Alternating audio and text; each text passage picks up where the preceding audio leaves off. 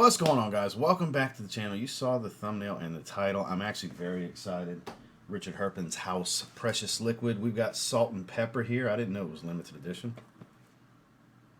Been around for a couple of years. I don't think it's that limited, right? Unless it's some kind of special bottle or something. I don't know. A couple years ago, on one of our Chicago trips, me and Justin, shout out to my man Justin Copeland, was literally just texting him back. Oddly enough, I didn't even think about it. Yeah, funny enough, I literally, right before I pressed record, I was texting Justin back. So shout outs to Justin. I remember him letting me smell this one in a blind smelling rate. I remember liking it, but I don't really remember the profile. You would think salt and pepper's in it, obviously, right? Fresher bluish type of fragrance that I remember. And Max Aroma sent it my way, and I want to check it out. Like I could have went with a multitude of different fragrances from the house. But I really wanted to go with this one because I think this one's going to be right up my alley. Maybe I should have went with Blue Agave. I don't know. I've heard great things. Maybe one day. But just because Max Aroma sent it my way, you guys know me if you're regulars here. Sometimes it may be good. Sometimes it may be shit. And if it falls in between, I'll tell you why I feel it falls in between. But I'm pretty confident. I remember liking it. I'm pretty confident I'm going to like it on skin this go round. So, yeah, there's a link down below with a code if you're interested in checking anything out from Max Aroma. Of course, you don't have to buy nothing to watch these videos as per usual, but yeah, let's bust it open. Stay tuned.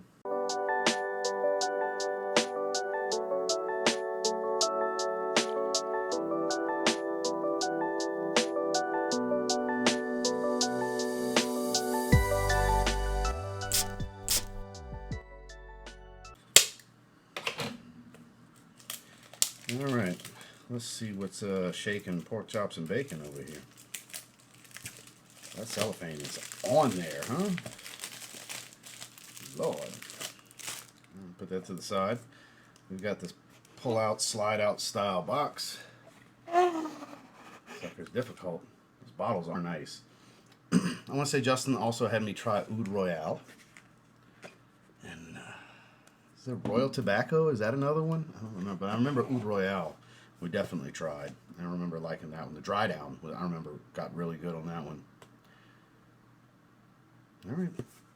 Let's see what we're working with here. Hefty bottle. Really like the design to it. Thick but tall. Hefty base, so it's good for balance. Nice metal plate on here. Embossed. And also printed. Any info on the bottom? No. Darker juice. Holding the place? It does.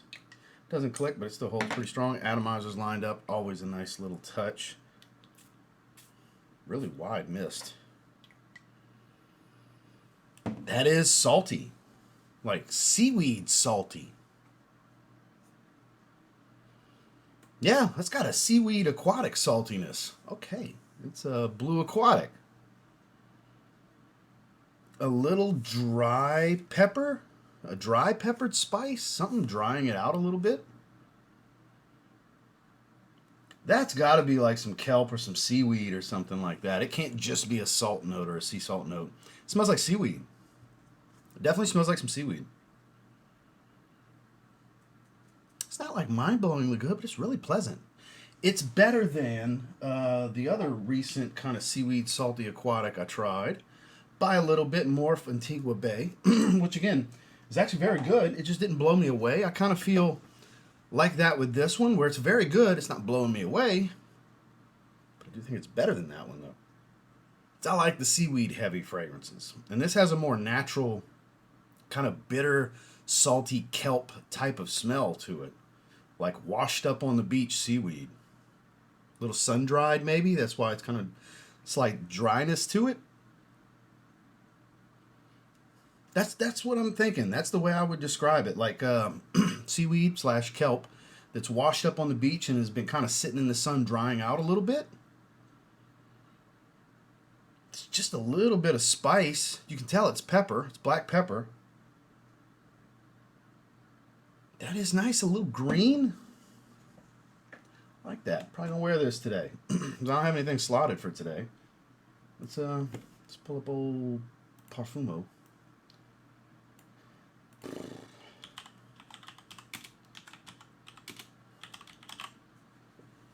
Here we go. Released in 2022. 7.6 out of 10. Only 32 ratings. Been around for 3 years. Spicy, woody, aquatic, fresh, earthy. So we have aquatic notes, which I'm guessing that seaweed smell is somewhere blended in this aquatic notes accord. Caraway, black pepper, Nepalese Sichuan pepper, and pink peppers. We've got a variety of peppers here.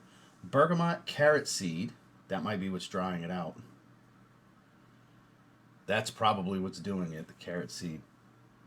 Because carrot seed kind of gives this kind of waxy, almost iris-like dryness. Like certain really waxy iris notes. We'll do that. Carrot seeds like that. Frankincense, patchouli, coriander, violet leaf. So the violet leaf adds to the aquatic nature of it. At least the illusion of aquatic. And then frankincense, huh?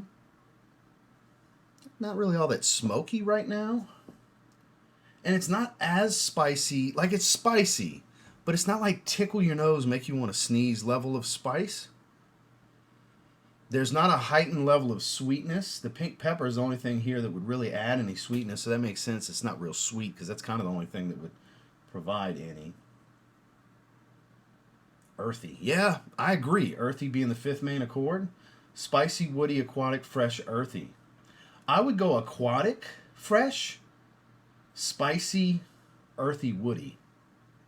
That's the way I would do aquatic and fresh first, because it's very aquatic, very fresh. Salty marine. A little bitter. Like I said, it smells like seaweed. Dry, slightly dried on the beach seaweed. Like just sitting out there drying out from the sun, you know? It's pretty damn good. Are they saying it smells like anything? Elysium Parfum Cologne? How many people are going to be mad at what I'm about to say? 3. All right, it's only 3 of y'all. Y'all wild. Y'all wild. Elysium? I mean, maybe a little bit of the intense, but not the Parfum Cologne. Come on, no. That's much more metallic and fruity. That's not this.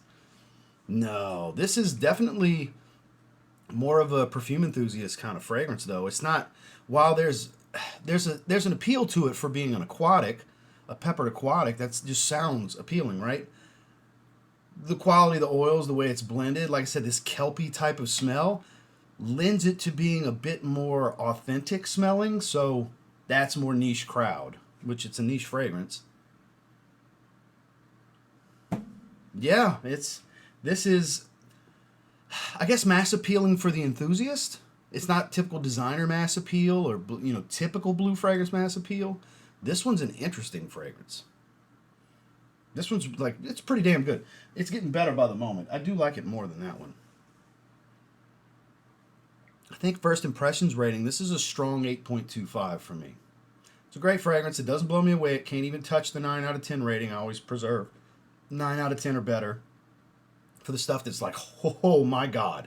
When I start reacting like that, it's usually going to get a 9 or better. 8.75 when it's bordering being outstanding. This one doesn't quite approach that, but it's close. Because it's better than my very good ratings in the 7 to 7.5 range. Because I do think this has a lot of charm to it. A lot of charm. I do like that dry kelpy smell, but it's not as challenging, I guess would be the way to say it, as something like Eau de Cyan from Vertus, where that's extremely seaweed dominant, bitter aquatic, bitter salty aquatic, like takes what this is and cranks it up. So that adds more of a challenge. That's definitely not an aquatic for everyone. It's very much an acquired taste. This one's a slight acquired taste, but I think it's very easy to understand at the same time if you just like the authenticity of it. Yeah, I'm going with 8.25 out of 10. This is a good one. I understand why it's got some popularity. Salt and pepper. I'm kind of glad I went this route because I know blue agave is like the mass appealing one of the bunch, and that would have been an easy pick. That's why I tried to avoid the super easy pick. It's like everybody raves about that one.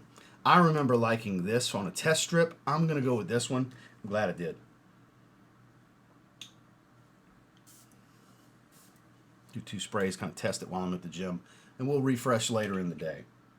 So I'll have the 2 on the neck, and I'll have the 1 on the hand. More than enough, I'm sure. It's getting earthier. It's definitely a little bit of patchouli coming out. It's got a little bit of a dirty green kind of creeping in. definitely changing. Yeah, this is good stuff right here. Definitely worth a sample. You just have to go into it. If you look at the notes and you see the accords and everything, and you're like, oh, that's a blue Aquatic and everything. Not the designer stuff. Get the designer stuff out of your mind. This one, not necessarily more of a challenge, but there's more authenticity to the actual like salty, peppery theme that they're going for here. And again, in these Aquatic notes, there's got to be an oil that goes into making a seaweed accord of some kind, because I get kelp / seaweed, tomato. I like it. I like it a lot. So I would encourage sampling. If you're going to click that link down below, I would go the route of sample. I think you can get individual samples. I believe they have a discovery set as well. So it's definitely the way to go. But yeah, I've been enjoying Richard Herpen's work. I mean, most people do. Is the man behind Oud Wood and so many others. I mean, of course, you have the House of Destan as well. He perfumed that entire house as well. So that's a bunch of bangers. So yeah, thank you, Max Aroma, for sending this my way. Definitely going to spend some time with it. I'll update on performance in the upcoming weekly rotation, which will be later in the week, this upcoming Sunday. It's Tuesday at the recording of this, so I'm going to wear this today. I mean, I already put some sprays on, and I'll refresh later on. And we'll discuss performance and what the wearing experience was in the weekly rotation, so make sure to check that out. That'll be week number 296, I believe. So that's my initial impression and early assessment of this fragrance. I appreciate you guys checking out the video. Make sure to like and subscribe before you leave. We'll see you in the next one.